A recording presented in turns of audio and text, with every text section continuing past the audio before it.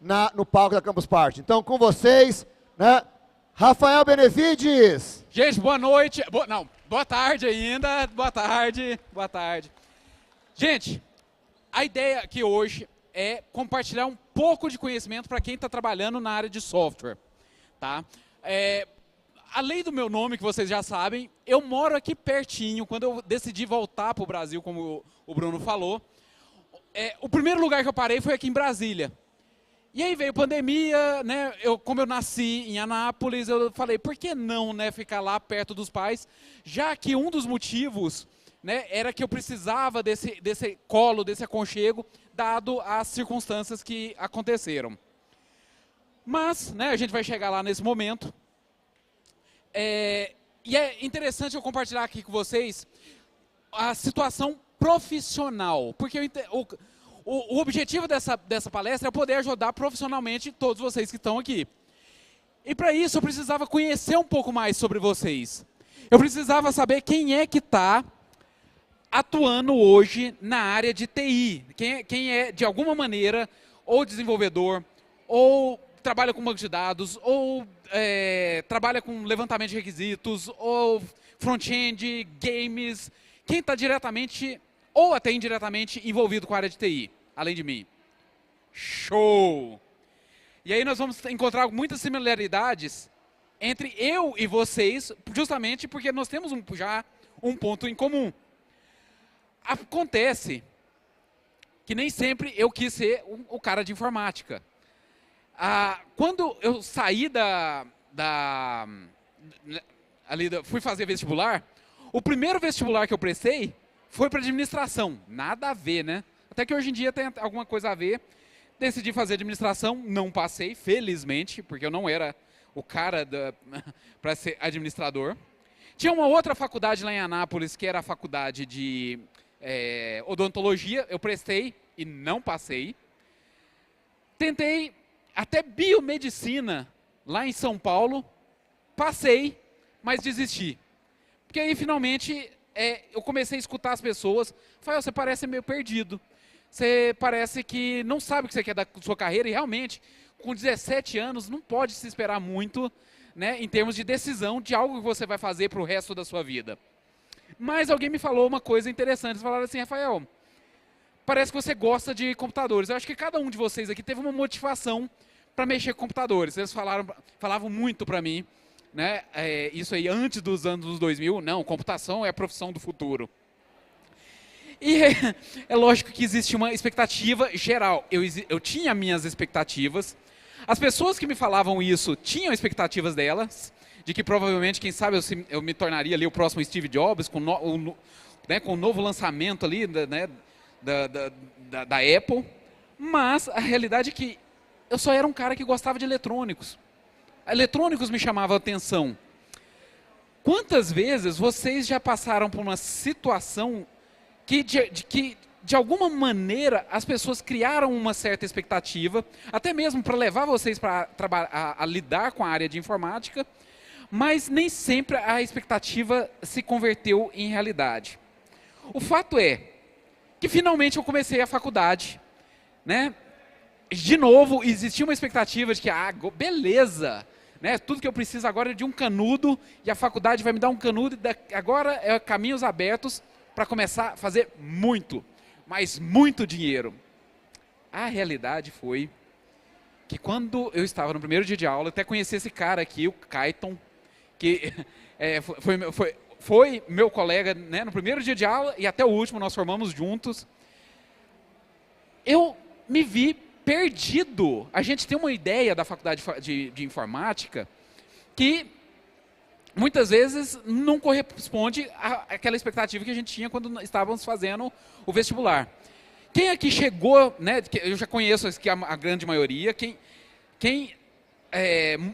né, grande maioria já está trabalhando né, na área de informática, mas eu queria saber quem já concluiu, né, ou quem já concluiu a faculdade de TI. Temos 5 profissionais. Quem está cursando a faculdade de TI? Muita gente. E quem não está cursando e pretende cursar?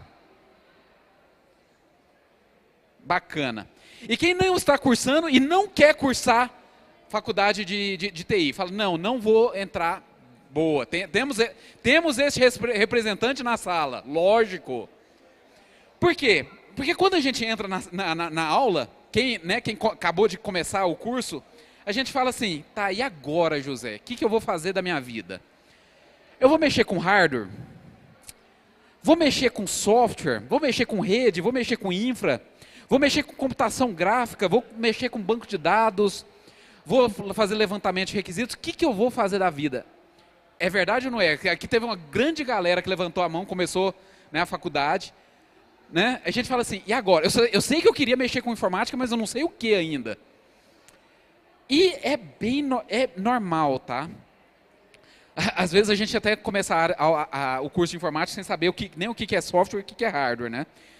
Para esses casos, eu gostei muito de uma piadinha que eu escutei no primeiro dia de aula, que é hardware é a parte que você chuta e software é a parte que você xinga. Adorei tanto isso que eu fiz questão de colocar isso nos slides hoje. Tá. E aqui já vai a minha primeira dica para vocês que estejam formados, ou que estejam se graduando, ou que nem queiram se graduar. Né? Não, como diz, hoje em dia, felizmente, a área de informática ela é bem dinâmica, mas a dica é, nem sempre você vai ter um caminho muito claro da sua carreira. E está tudo bem. Pode ser até que você se graduou, você conhece de levantamento de requisitos, você conhece de produção de software, back-end, front-end, banco de dados, big data, né, já indo mais além, e você fala, e agora? O que eu quero fazer para o resto da minha vida? Tudo bem se você não souber a resposta.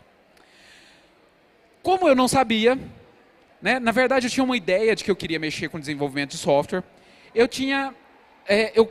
tive que fazer o estágio obrigatório, que é plenamente normal e esperado nas faculdades. E durante o meu estágio eu queria mostrar todo o conhecimento que eu tinha acumulado, não só ali na faculdade, mas nas horas fora da faculdade, porque todo bom micreiro passa as madrugadas, né, fazendo alguma coisa, né, aprendendo alguma tecnologia, e a realidade, de novo, me frustrou. Eu era apenas uma pessoa responsável por estar bem aparentado no serviço, usando terno e arrumando impressoras, ou fazendo fórmulas no Excel. Alguém aqui fez estágio e passou por essa situação? Normal, não é? Cara, eu só queria fazer programa, no bom sentido, e não conseguia exercer isso, porque sempre tinha alguém assim, minha impressora estragou. E eu não era o cara de hardware, tá?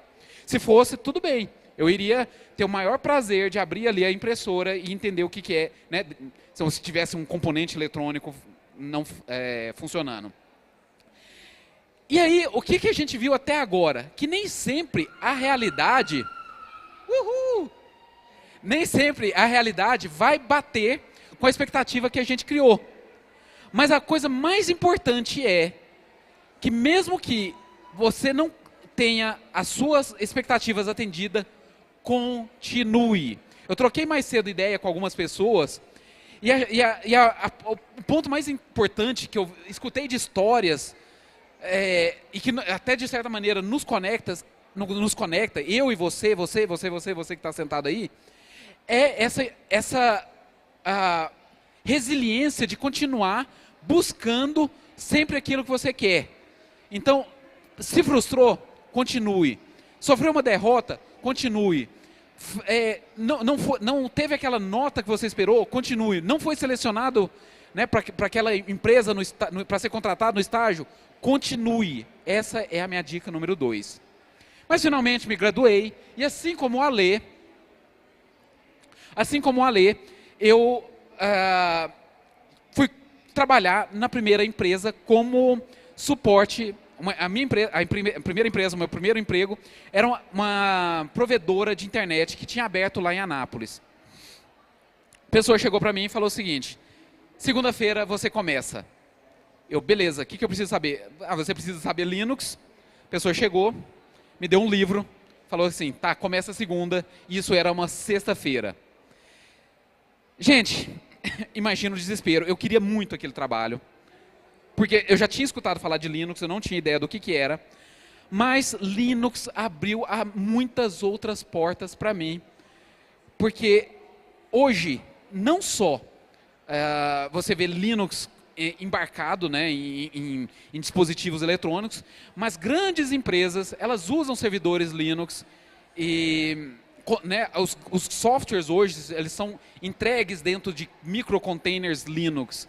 Então, a terceira dica já é bem mais prática, aprenda Linux para soluções sérias de infraestrutura e de software.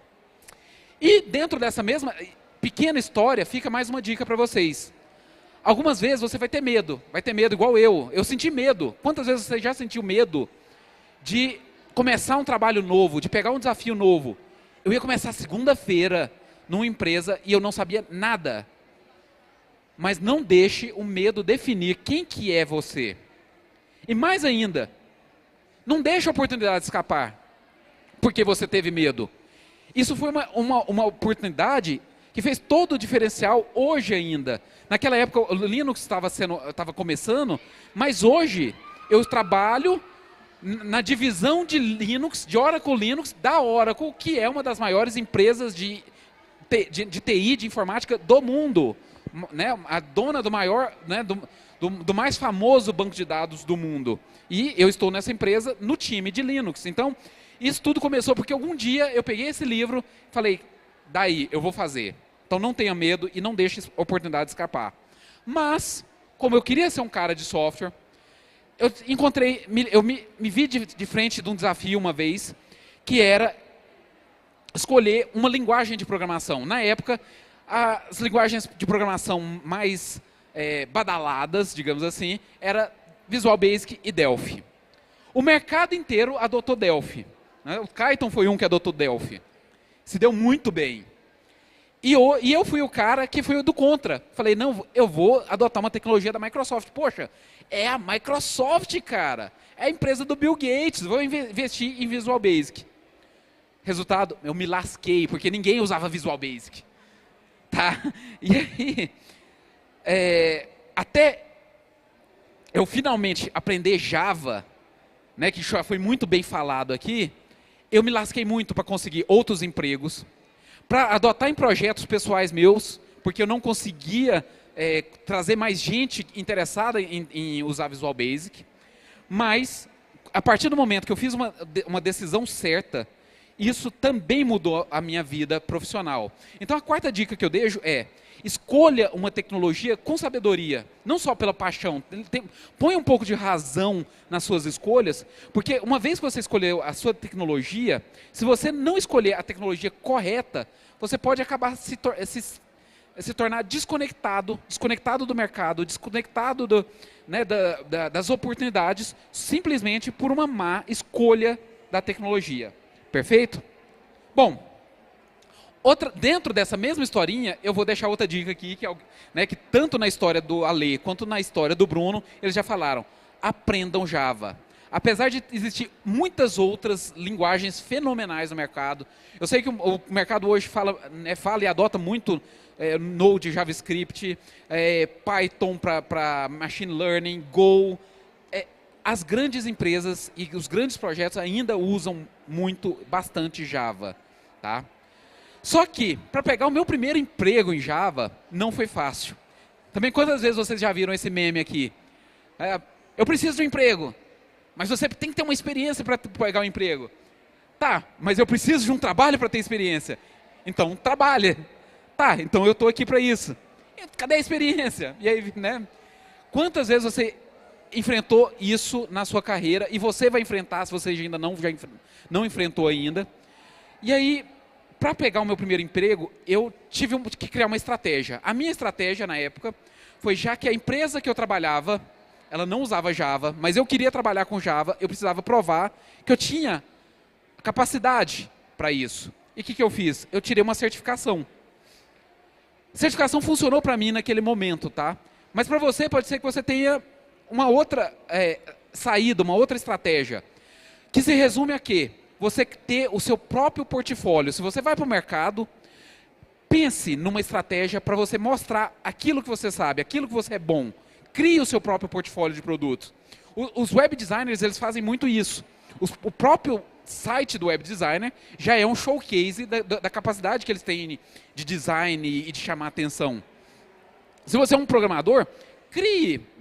Se você é um programador mobile, crie um joguinho, né, para celular, crie um aplicativo para calcular, né, dividir a conta, né, de um barzinho, né, tem 4 pessoas aqui na mesa, vamos dividir o que cada um consumiu. Crie um portfólio seu. Tá? Então, criar um portfólio é a minha dica número 5. Pode ser uma contribuição num projeto open source, uma página web, um profile seu no GitHub, mas tenha o seu portfólio. A gente está chegando no fim da nossa palestra e eu também tenho, apesar dessa trajetória, eu também tenho algumas histórias tristes para contar, das quais a gente pode tirar, pelo menos, muito boas lições sobre isso. A primeira delas é que uma vez eu recebi uma oportunidade. Tá? Foi a primeira vez que eu tive a oportunidade de sair do Brasil. Eu lembro direitinho, era para trabalhar numa consultoria da Austrália. Eles ligaram no meu celular, marcaram uma entrevista, quer dizer, eles marcaram a entrevista por e-mail, eu respondi por e-mail. E fui para casa, né, para ter um ambiente silencioso para fazer a entrevista. E eu falhei miseravelmente na entrevista. Por quê? Porque simplesmente eu não conseguia me comunicar. O meu inglês era o inglês como de uma criança. Eu sabia escrever, eu tinha me praticado, o Bruno falou muito isso, né, ele até mostrou o site do Inglesômetro. Mas se você não consegue comunicar em inglês, você não consegue comunicar com ninguém no mundo, a não ser no Brasil ou aqui na América Latina por causa do portunhol. Então, o inglês é a minha 6ª dica. Aprenda inglês a ponto de você conseguir conversar com qualquer pessoa, com qualquer sotaque. Até com aquele indiano com o sotaque carregado, ou até com aquele chinês que você vai ter dificuldade de entender o inglês dele, mas tenha esse tipo de profundidade no inglês, vai te salvar muito a sua vida, vai salvar muito o seu couro. Né, pelo menos nessa nossa área de informática, que felizmente ela está muito globalizada. E por último, eu vi um amigo meu que decidiu parar, sair da área de TI e vender coco na praia. Bom, não foi bem coco na praia, né? Não foi fazer miçangas, mas ele falou assim, eu vou sair, cansei, e parou de trabalhar com TI. Ele ficou 13 anos afastado da área de TI. E ele viu agora a área de TI bombando. Não sei se vocês sabem, mas por causa dessa diferença de cotação de dólar, as empresas lá fora estão contratando desenvolvedores aqui no Brasil, pagando, para nós é preço de ouro, porque eles pagam em dólar, pagam, para eles é barato, mas para o desenvolvedor aqui, eu já escutei falar em termos de salário de 30, 40 mil reais ao mês, convertidos do dólar para o real.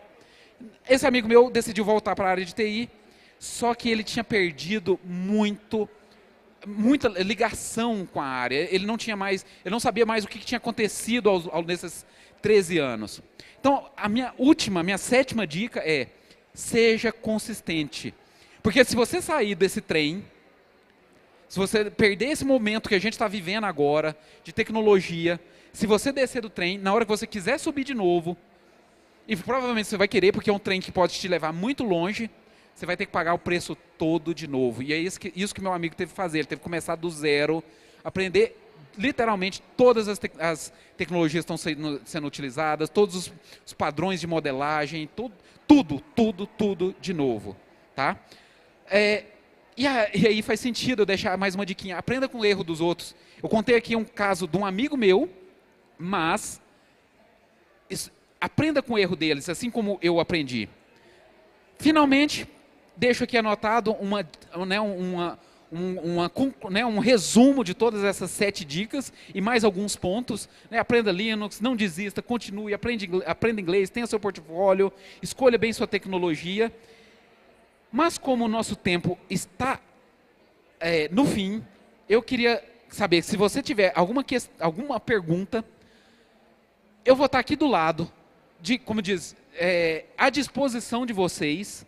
Se tiver alguém que é mais tímido, falar assim, vou conversar com aquele cara, não conheço ele, pode ir no Twitter, né? Usando o seu perfil no Twitter, clicar lá em seguir, mandar uma mensagem anônima ou pública, fica a seu critério. O mais importante é, eu estou aqui para, assim como algum dia eu fui ajudado na minha carreira, eu estou aqui retribuindo, seja para o universo, seja para, né, de alguma maneira eu quero ajudar vocês. Gente, meu muito obrigado.